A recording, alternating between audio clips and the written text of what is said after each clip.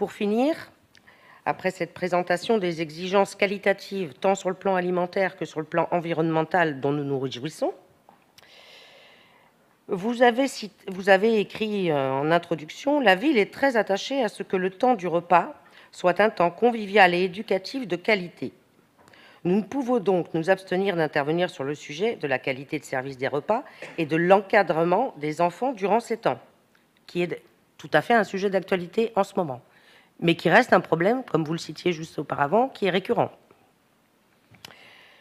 Ainsi, quelles sont les mesures que vous envisagez dans l'urgence, puis de manière pérenne, pour améliorer le taux d'encadrement des enfants, afin de leur assurer un temps agréable et sécurisant, et améliorer les conditions de travail des personnels qui sont affectés?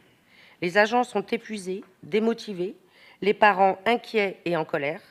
Nous attendons tous vos solutions. Peut-être faut-il miser déjà sur des moyens vis-à-vis de l'encadrement des enfants aujourd'hui, qui pourraient peut-être aussi améliorer la sécurité dans l'avenir.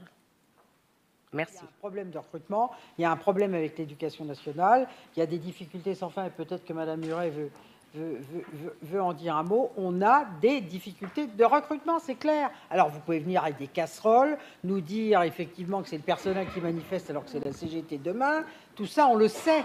On est d'accord avec vous, on a un problème. On a un problème d'encadrement. Alors, vous me demandez de modifier tout cela. C'est comme tous les sujets qui sont de la responsabilité du maire. Si j'arrive pas à trouver des gens pour travailler, je ne vois pas comment je fais.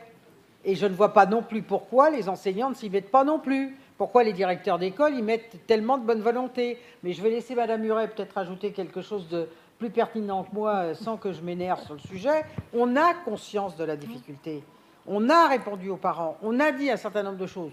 Alors, ce que vous disiez sur, je ne sais plus quelle anecdote, tout ça n'a pas une grande importance, mais en attendant, c'est vrai qu'on sait qu'il y a un vrai problème. Mais comment on le résout?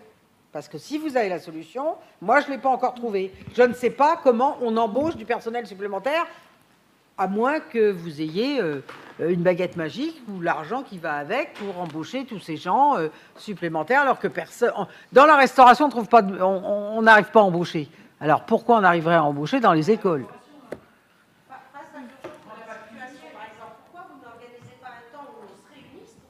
Mais pourquoi pas? Moi, j'ai rien contre. Le problème, il date de quand? Il date d'il y a 15 jours ou 3 semaines. Depuis la rentrée, c'est depuis la rentrée. Madame Muret va vous répondre. Ne se situe pas simplement à Noisy-le-Grand, mais sur le territoire national. Depuis la rentrée du mois de septembre, nous avons énormément de problèmes de recrutement.